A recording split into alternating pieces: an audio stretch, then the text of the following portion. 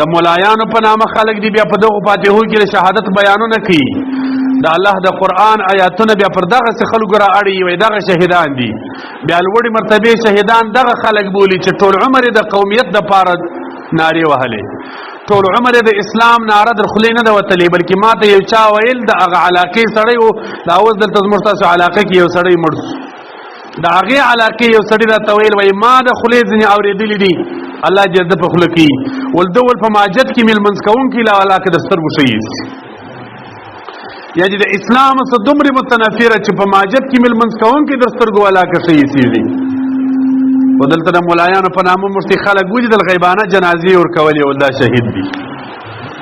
د مولایانو په جامه باندې د اغاګانو په نامه باندې پر فیسبوکانو مو خلک ولیدل چې بیانونه یې کوله وایي په سبقانو په مدرسه نه پوهېږم چې فلانکی لالا شهید شوی دا اوس دلته زه ناستم دا اوس دلته کښېناستم یو ټلیفون سره وکړي وایي د اجاد الخالق هغه صاحب په مدرسه کې فاضل یم دا اوس یې دا خبر راته کول ته خو د دې سړي خبرو جواب وکړم مال زه خو چې په چا پسې خبره وکړم بارې مې خلک د خوله نیسي وایي ته په خلکو کار لرې دا یو بل چا ته ووایي چې هغه یې جواب وکړي دا وایي څنګه کار دی شهیدان اوس داسې سپک شوله هر سړی چې سړی پر اسلام دومره قدر بد وایي د اسلام سره دومره مخالفت کوي بیا مولایانو په نامه دي د علماو په نامه د مفتیانو په نامه یادېږي بیا پر فیسبوکانو بیانونه دي چې دا شهید دی او د اعلی درجې شهید دی بیا مولایان پر فاتحو نه سره ځایېږي دغسې حال ته راوتلي ښه دا شهیدان نه دي د مولایانو په خوله سړی نه شهید کېږي دا واوري شهید هغه شهید دی چې د الله کتاب شهید ورته ویل چې د الله قرآن شهید ورته ویل چې د رسول الله صلی الله علیه وسلم احادیثو شهید ورته ویل چې فقهاو د امت شهید ورته ویل دغه شهید دی موږ ته د الله رسول صلی الله علیه وسلم دغه تعلیم را کړی دی که د یو سړي د الله د رضا څخه غیر بل نیت په زړه کې را وګرځېدي که د کافر په مرمۍ مړ چې لا شهید نه دی جهنمي دی جهنم ته به ځي موږ ته دغه تعلیم رسول الله صلی الله علیه وسلم را کړی دی موږ ته قرآن مکرر ځایونه الله بلاکیف په قرآن کې را فرمایي چې هغه انسانان شهیدان دي چې فی سبیل الله د الله په لاره کې به جنګېږي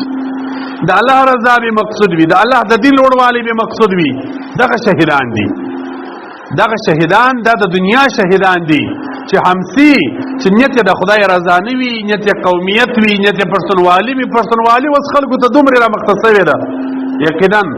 اوس داسې خلکو ته دغه پښتونوالي ور محبوبه کړله چې اسلام ډېرو پښتنو د لاسه ورکړی دي یقینا درته وایم ډېر خلک پر خپلو کورو ځانونه کافران کې په دا خبرو باندې پښتونوالي ده وایي وطن پالي ده وایي چې یو چا ته ووایې چې افغانستان د الله پر دین او پر اسلام موافق را آباد کړي په دې خوا بدېږي دین و اسلام وایي زه څه کوم وطن دې خدای را جوړ کړي نه وطن دې الله بیخي نه جوړوي چې دین و اسلام نه وي زموږ هغه افغانستان په کار دی چې د قرآن په قانون باندې ښایسته وي موږ هغه افغانستان نه بلکې ټوله دنیا کې مو هغه ملک په کار دی چې د الله د رسول صلی الله علیه وسلم په قانون ښایسته وي زموږ هغه افغانستان او هغه حکومت په کار دی چې د امام ابو حنیفه رحمه الله په مذهب ښایسته وي موږ هغه افغانستان او هغه حکومت په کار دی چې د اولیاء او د تصوف په رابطو وظیفو ښایسته وي موږ داسې افغانستان نه غواړو موږ داسې وطن نه غواړو موږ داسې حکومت نه غواړو چې د الله دین پکې خوار وي موږ داسې حکومت نه غواړو چې د الله قرآن پکې در پښو لاندې وي موږ داسې ملک نه غواړو چې د رسول الله صلی الله علیه وسلم احادیث پکې در پښو لاندې وي موږ داسې ملک نه غواړو داسې حکومت نه غواړو داسې بادشاهي نه غواړو چې د امام ابو حنیفه رحمه الله مذهب پکې در پښو لاندې وي موږ خپل وطن پر خپل دین آباد غواړو موږ که وطن خالص د آبادېدلو په نیت باندې ګرځېدی نه خو روسانو را آبادوي خو امریکایانو را آبادوي بیا مو دا دومرې شهیدان ولې ورکول بیا مو د پلکاو قرباني ولې ورکولې د پلکاو یتیمان مو ولې ورکول دا چې ټول مو ورکړل دا مو د الله د دین په خاطر ورکړي دي نو د الله دین پکې غواړو دغسې وطن نه غواړو پرون دلته زموږ څه ملګري دي مجاهدین دي د لیوه اوس هم چې زه راتللم د لیوه تلله ما ته ویل وی هلته ولاړو د شورم ته موټرسایکل یې رانیوي وی یو سړي راته ویله وی خدای دې افغانستان جوړ کړي وی ما ورته ویله مال و الله دې افغانستان جوړ کړي چې د الله دین پکې آباد شي وی داسې درد ورلی داسې وی قهر ورلی د الله دین دې پکې آباد شي بل ځای مو نه دی لیدلی افغانستان مو لیدلی دی ځان ته مسلمان وایي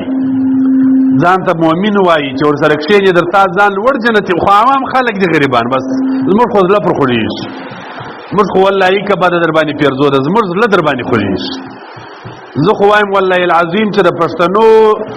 پښتنوالۍ پاته دی هغه پر جهاد او پر طالب او پر امارت پاته دی دغه پښتونوالي ده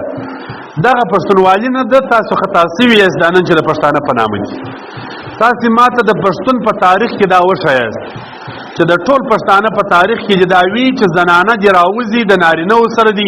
پردي زنانه د پردي نارینه سره په یو ځای کې سره کښینی ویډیو دی کوي او د پښتنو مشر دی د یو ښځې سره او د پښتنو مشر دی بې ادبي معاب د پردي زنانه سره په کور کې ناست فاتحه دی ورکړي دی ویډیو کې دا تاسو په تاریخ کې وښایاست چا کړی دی د پښتنو خو به دغه عزت او قدر وو چې زنانه به په کور کې غټه سول پوړنې به پر سر کې په جنازه کې او په اجره کې به پټه کړل چا به پوړنې نه ولیدي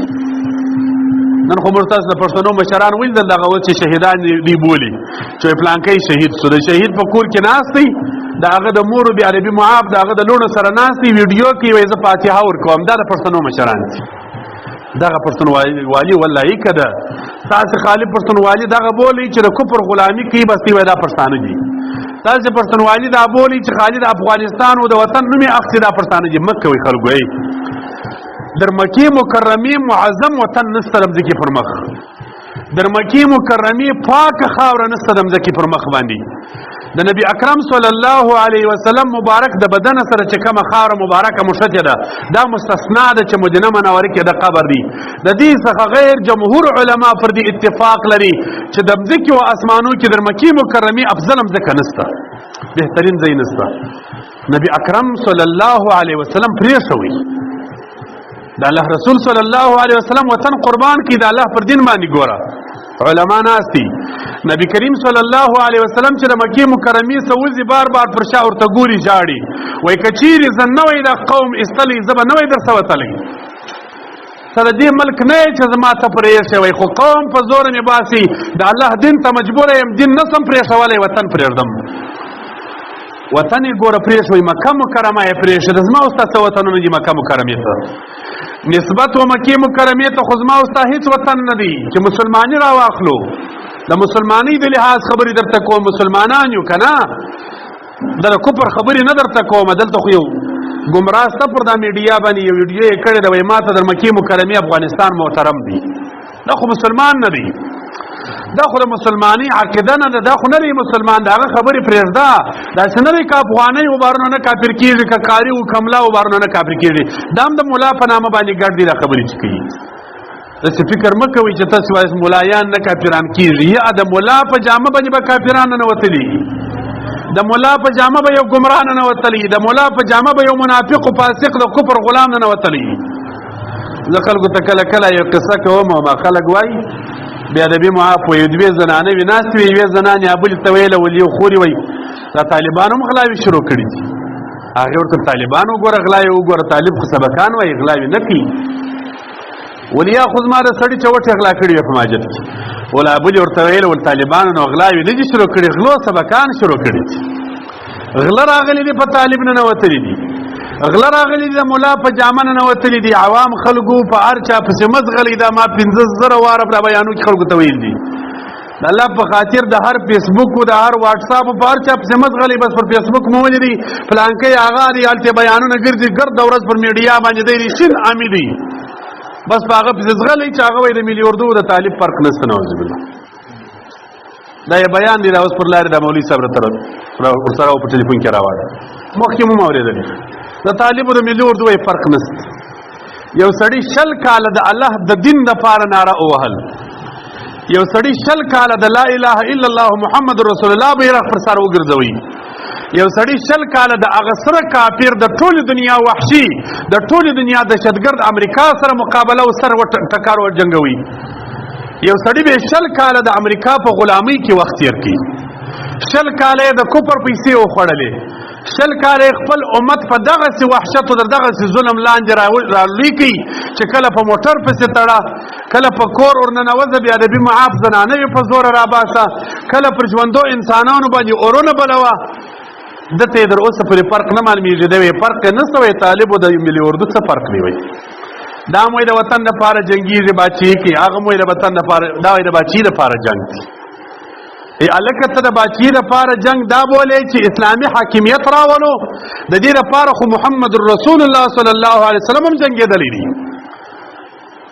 د نفس باچی د اسلامي حاکمیت لپاره خو د الله پیغمبر صلی الله علیه وسلم جنګېدلی دي،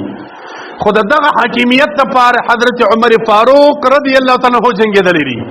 دا حاکمیت لپاره خو زموږ اسلاف خلفای راشدین سره راونیسي در احمد شاه ابدالي پر جنګېدلی دي. حاکمیت خو موږ غواړو په اسلام کې، موږ خو اسلامي حاکمیت پر دنیا غواړو، دا خو د اسلام خبره ده. او کته د باچی جنگ دا بولی چې سړی وایي زه باچی غواړم په دین او په اسلام دي کار نه لرم، لکه دغه ستا بیا د دې معافي او سبده خبره وکم بیا به خلک وایي دغه د پلرونه یې بولي کې د مشران بولي چې ته شهیدان بولي دغه چې تا ته مړه پراته دي، دغه خلک د دې لپاره جنګېدل چې اسلام مونږ نه دی په کار باچی غواړو. نو زموږ د خو جمهوریت دی نه دی چې موږ اسلام نه دی په کار باچی غواړو، دلته خو اسلامي قانون دی، دا خو حاکمیت دی، دا خو امریت دی. موږ باچی غواړو، اسلامي باچی غواړو، اسلامي حاکمیت غواړو. مقصد مې دا دی دا خلک به زموږ عوام چې د ټلیفونان یې وګوري په فیسبوکان یې د دغه ملایانو د خبرو ډک دي چې وی ګوري دا مولای پر اړولي بس د عامیانو خلکو به د پستې پستې خبرې وس خوښ دي چې دا پستې پستې خبرې ورته کوي بستر واخله په شایکه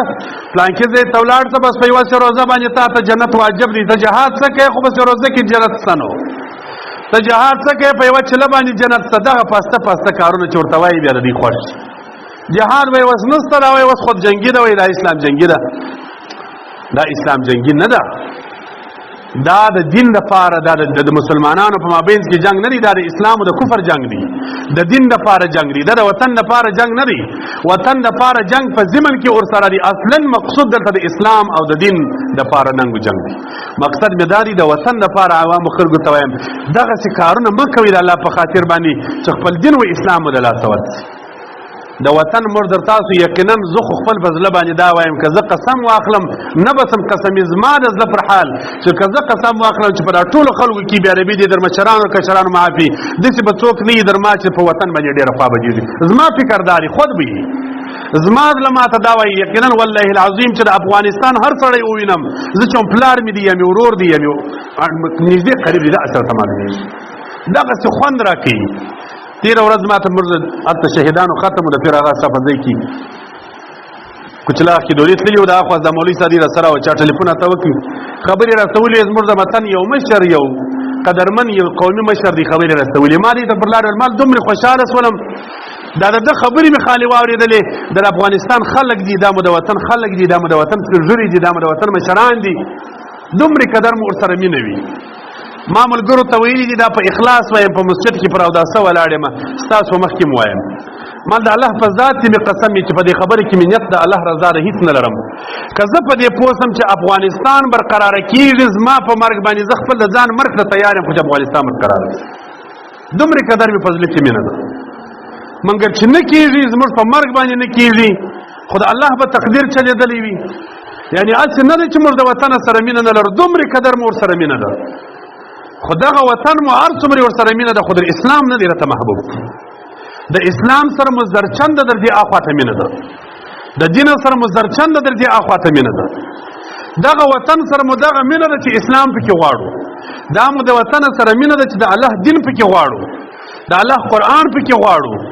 دا چې خپل ځانونه قربانوو دا چې خپل اولادونه قربانوو دا چې خپل وینې قربانوو خالص مو د وطن سره مینه ده د خپل وطن لحاظ ساتو چې موږ د وطن خلک مو د الله دین ځینې پردی سو د الله دین ځینې ناولده سو مقصد مې دا دی چې د وطن دومره قدر مینه مه کوي عوامو خلکو ته وایم چې اسلام مو د لاسه ووځي دا مخلق دوکه کوي دا مخلق خرابوي دغه شهیدان نه دي چې وایي زه د وطن لپاره جنګېږم دا ته یو کتاب شهید نه دی ویلي دا شهید نه دی چې وایي زه د پښتونوالۍ لپاره جنګېږم یو کتاب والله که ویل دي چې دا شهید دی دغه دي علما ناست دا شهید دی چې وایي د الله د دین لپاره جنګېږم بس بل هېڅ نه غواړم د الله رضا غواړو دغه شهید اصلي شهید دی دا د وطن په نامه شهیدان د قوم په نامه شهیدان دا په دنیا کې خو به خلک شهیدان ورته وایي ملایان به شهیدان ورته وایي خو په آخرت نه دي شهیدان الله دې زموږ شهید په هغه شهیدانو کې شمار کړي چې په آخرت کې هم شهید وي د الله شکر به ادا کوو ګوري زه همیشه خلکو ته وایم چې د اولاد غم د ورور غم دا قربانی دا یقینا د مور فلارو د قربانو پر لبانی یو غټ صحنه ده یو غټ زخم دی یو غټ جرح ده کنه اولاد هر چا تخپل اولاد خپل در هر چا قریب دی